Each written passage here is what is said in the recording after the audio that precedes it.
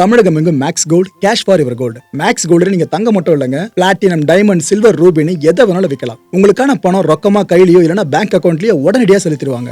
Market மதிப்பை விட 100 ரூபாய் ஒரு கிராமுக்கு உங்களுக்கு கூடுதலாக கிடைக்கும். தமிழ்நாடு முழுக்க டோர் ஸ்டெப் சர்வீஸும் இவங்க ப்ரொவைட் பண்றாங்க. உங்களுக்கு கோல்ட விற்கணும்னு அதுக்கு ஒரே ஒரு பெஸ்ட் பிளேஸ் மேக்ஸ் கோல்டு தான். கால் 04445454545. வணக்கம். Big topic with Karthik Mayakumar. கரப்பாம்பூச்சிங்க தானே என்ன பண்ணிட போறாங்க அப்படின்னு பல பேரும் நினைச்சாங்க இந்த சிஜேபியை. ஆனால் இந்தியாவில் இப்போதைக்கு பிரேக்கிங் நியூஸ் என்ன தெரியுமா? அவங்களோட ப்ரொட்டஸ்ட் தான். நினச்சதை சாதிக்காமல் விடமாட்டோன்ற துணியில் ரொம்ப தீவிரமாக இருக்காங்க. நாடாளுமன்றத்துக்கு பூட்டு போட வச்சிருக்காங்கன்னா பார்த்துக்கோங்களேன். அப்பேற்பட்ட அந்த போராட்டத்தை பற்றி பார்க்க போகிறோம். தமிழ்நாடு அரசியல் களத்தை பற்றி தான் பேச போகிற நிகழ்ச்சிக்குள்ள போகலாம்.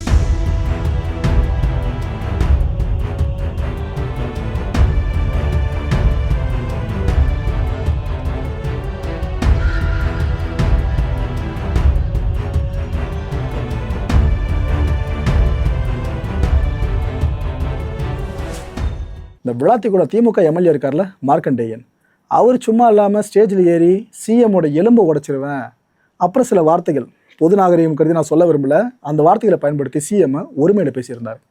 இந்த ஒருமையில் இப்போ இருக்க சிஎம் மட்டும் இல்லை, இதுக்கு முன்னாடி இருந்தாலும் ஸ்டாலின் அவர்கள், அவருக்கு முன்னாடி இருந்தாலும் எடப்பாடி அவர்கள், அவங்கள யாருன்னா பேசியிருந்தாலும் தப்பு தான். அதில் எந்த ஸ்டாண்டும் மக்கள் மாற்ற போகிறதுல தப்பு தான். உங்களுக்கு 1000 விமர்சனங்கள் இருக்கலாம். அதுக்காக பொது வெளியில் வந்து இந்தளவுக்கு ஒருமையில் ஒருத்தரை வாடா போடான்னு பேசுறதுலாம் எந்த மக்கள் ஏற்றுப்பாங்க?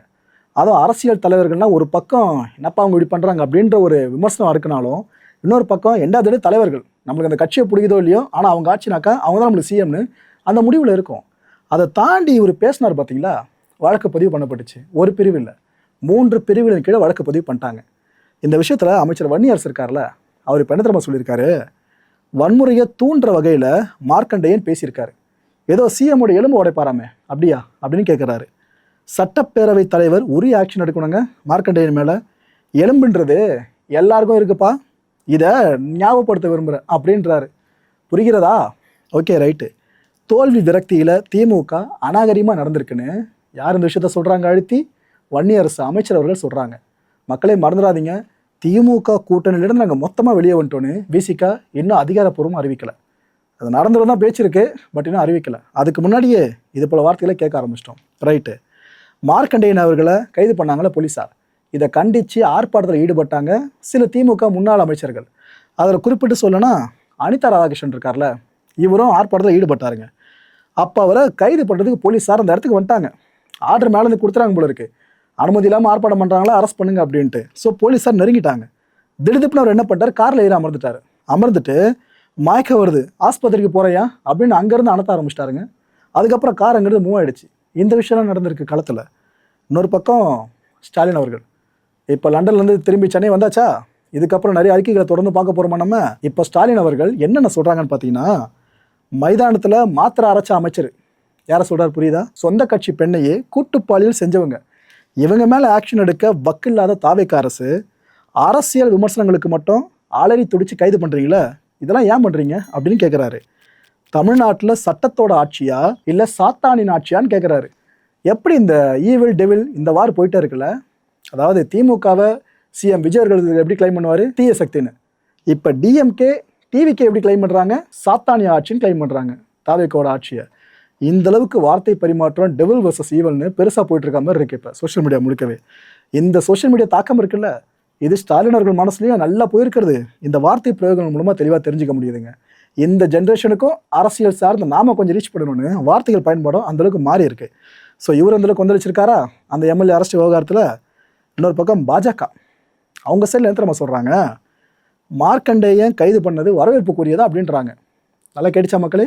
அவங்க வெல்கம் பண்ணுறாங்க. இது கைது செய்கிறத திமுக தலைமை கண்டிச்சிருக்குல்ல, இதெல்லாம் எங்களால் ஏற்றுக்க முடியாதுங்க, அவங்க பண்ணாததா அப்படின்ற மாதிரி கேட்குறாங்க. சிஎம்ஐ பற்றி தரக்குறைவாக பேசுனா கைது பண்ணாமல் வேறு என்ன பண்ணுவாங்க?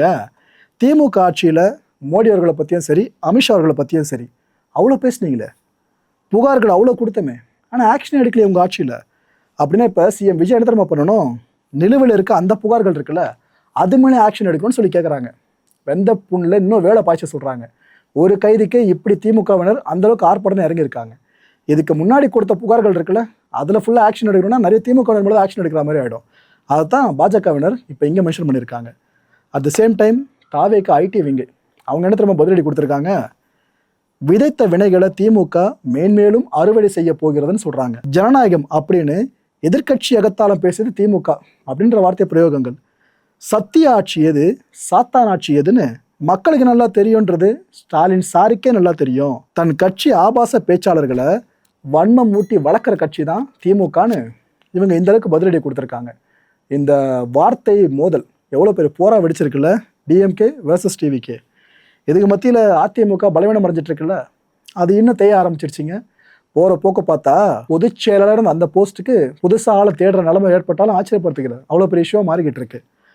ஜெயலலிதா அவர்கள் நினைவிடத்துக்கு விழுப்புரம் மாவட்ட அதிமுகவினர் வந்திருக்காங்க. வந்தவங்க ஆக்சுவலாக அவங்கள பதவி ராஜினாமா பண்ண வந்தவங்க, ஓகேவா? அதை மாதிரி தான் அது கட்சி பொறுப்புலேருந்து வெளியே போகிறோன்ட்டு ஒரு முழக்கத்தை பதிவு பண்ண ஆரம்பிச்சிட்டாங்க. அம்மாவின் புகழ் ஓங்குக, பழனிசாமியை நாங்கள் ஒரு காலமும் பொதுச் செயலாளராக ஏற்க மாட்டோம்னு புதிய போர்க்கொடியை தூக்கிட்டாங்க. ஒரு கட்சி ஒரு முறை உடையலாங்க, எத்தனை முறை உடையிறது? அதிமுகவோட வரலாற்றில் சமீப கால பக்கங்கள்ன்றது கருப்பு பக்கங்களாக மாறிக்கிட்டு இருக்கு. தலைமை இதுக்கப்புறம் என்ன பண்ண போகிறாங்கன்னு தெரியல. தலைமைக்கான ஆபத்து மாதிரி தான் இப்போ இதெல்லாம் பார்க்க முடிஞ்சிட்டு இருக்கிறதா இருக்குது. அடுத்து பெரம்பூர், இங்கே ஒரு விஷயம் நடந்திருக்கு. ஆக்சுவலாக ஏற்கனவே வார்ன் பண்ணியிருந்தோம், பேரண்ட்ஸ் இதில் அலட்சியம் காட்டாதீங்க, நீங்கள் அப்புறம் கம்பி எண்ண வேண்டியது இருக்கும், ஃபைன் கட்ட வேண்டியது இருக்கும்னு. அது எத்தனை பேர் சீரியஸாக கேட்டிங்களோ தெரில.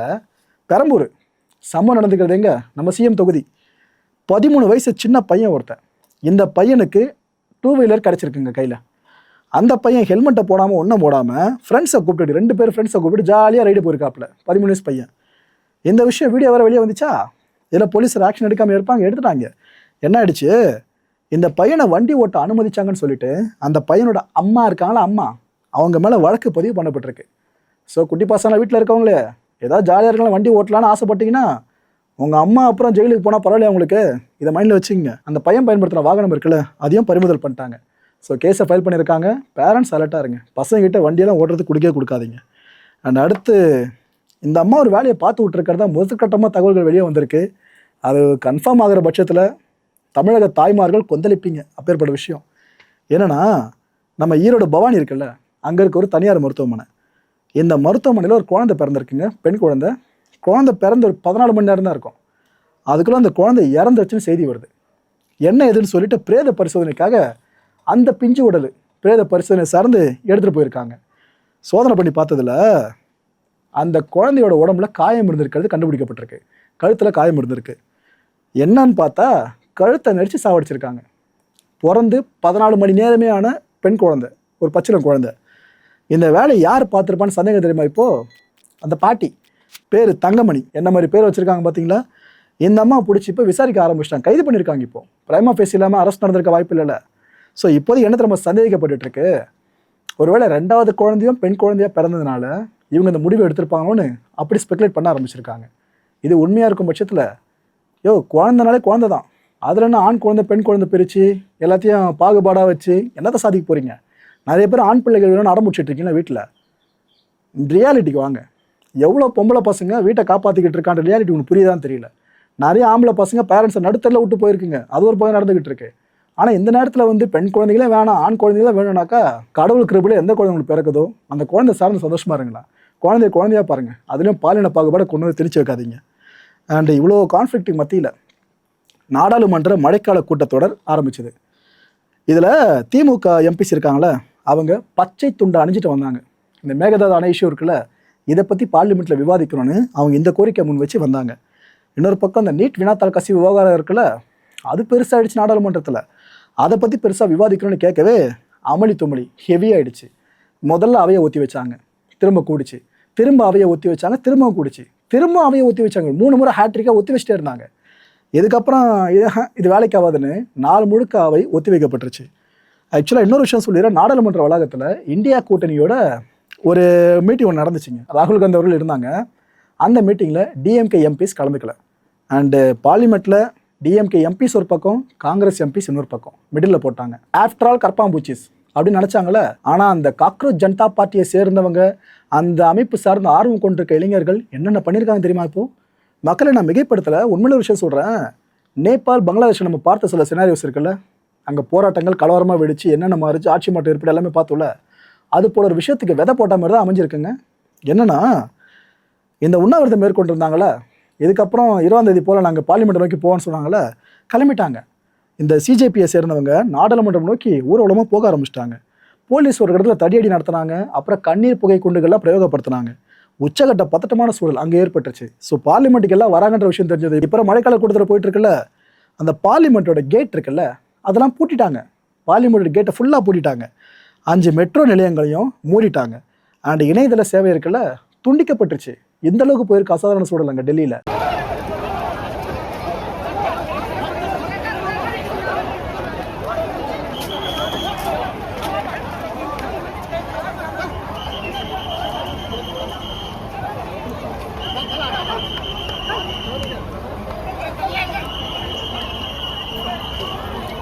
वीडियो बना रहे हैं, कुछ नहीं कर रहे हम।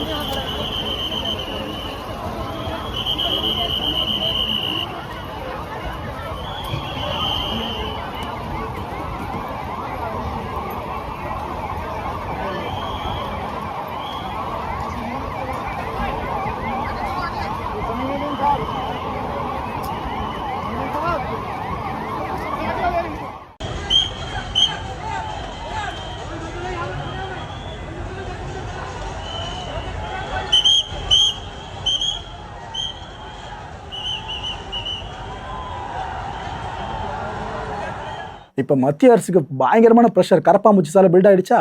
இதுக்கப்புறம் காங்கிரஸ் இதில் பெருசாக இன்வால்வ் ஆகாமல் இருப்பாங்களா? வந்துட்டாங்க. அவங்க என்ன கேட்குறாங்கன்னா, நாடாளுமன்றத்தில் இதை பற்றி விவாதிக்கணும்ட்டாங்க. நீட் வினாத்தாள் கசிஞ்சதில் அதுக்கு பொறுப்பெடுத்துக்கிட்டு இவர் பதவி விலகணும். ஏன் விலகலை? இதை தான் அந்த பசங்க கேட்குறாங்கன்னு இவங்க ஒரு விஷயத்தை கையில் எடுத்துட்டாங்க. அண்டு திமுகவும் கண்டனம் பதிவு பண்ணியிருக்காங்க. கிட்டத்தட்ட பிஜேபியை சிஜேபி எதிர்க்குன்னு ஒரே காரணத்துக்காக பிஜேபி எதிர்த்து அரசியல் பண்ணுற எல்லா கட்சியிலும் ஒவ்வொரு அணியில் திரள ஆரம்பிச்சிட்டாங்க. இந்த பக்கம் சிஜேபி பக்கமாக. அண்ட் சுகாதார அமைச்சர் நட்டா இருக்கார்ல, இவர் கூப்பிட்டுருக்காருங்க, எப்பா வாங்க பேசிப்போம் அப்படின்ட்டு. ஸோ சிஜேபியை சேர்ந்தவங்க மத்திய சுகாதாரத்துறை அமைச்சர் நட்டாவை சந்தித்து பேசுகிறாங்க. அண்ட் இன்னொரு பக்கம் என்ன தெரியுமா நடந்துட்டு இருக்கு பேரலா, மத்திய உள்துறை அமைச்சரான அமித்ஷா அவர்கள் தர்மேந்திர பிரதானை சந்திச்சிருக்காரு. ஸோ மக்களே, இந்த கான்டென்ட்டை பொறுத்தவரைக்கும் நாமல் எதிர்பார்க்க வேண்டியது ஒரே ஒரு விஷயந்தான். இந்த ப்ரொட்டஸ்டோட வீரியம் கருதி சொல்கிறேன். இதுக்கப்புறம் அடுத்தடுத்த சில மணி நேரங்களில் பிரேக்கிங் நியூஸை தொடர்ந்து கேட்டுகிட்டே இருக்க போகிறேன்னு நினைக்கிறேன். எப்பேற்பட்ட பிரேக்கிங் நியூஸாக இருக்க போது. ஆல்ரெடி 1-2 நியூஸை கேட்டிருப்பீங்க. இதுக்கப்புறம் நிறைய வரும் போல இருக்கு.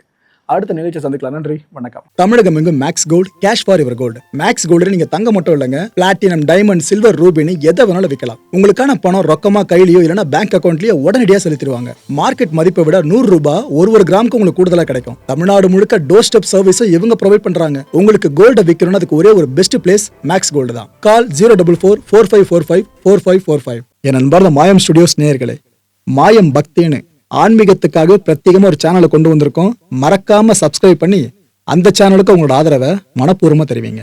வணக்கம் மாயம் ஸ்டுடியோஸ் நண்பர்களே. மாயம் ட்ரெண்ட்ஸ் அப்படின்ற ஒரு புதிய ஃபேஸ்புக் பேஜை ஓப்பன் பண்ணியிருக்கோம். நீங்கள் யூடியூப்பில் பார்த்துட்டு இருக்கீங்களா நம்மளோட கான்டென்ட்ஸ்லாம். இதெல்லாம் விட ஒரு படி மேலே ரொம்ப கிறிஸ்பாகவும் ரொம்ப சூப்பராகவும் நிறைய கான்டென்ட்ஸ் உங்களுக்கு இந்த பேஜில் காத்துட்ருக்குங்க. ஸோ உடனடியாக ஃபேஸ்புக் பிளாட்ஃபார்ம் போங்க, மாயம் ட்ரெண்ட்ஸ்னு டைப் பண்ணி சர்ச் பண்ணி நம்ம பேஜை ஃபாலோ பண்ணுங்கள். அப்படியே நம்ம சேனலையும் நீங்கள் சப்ஸ்கிரைப் பண்ணிட்டீங்க அப்படின்னா இன்னும் நிறைய புது கான்டென்ட்ஸை உங்களுக்காக ப்ரொடியூஸ் பண்ணி கொடுத்துக்கிட்டே இருப்பாங்க. நீங்கள் பண்ணுற ஒவ்வொரு சப்ஸ்கிரிப்ஷனும் எங்களுக்கு பெரிய மோட்டிவேஷனாக அமையும்.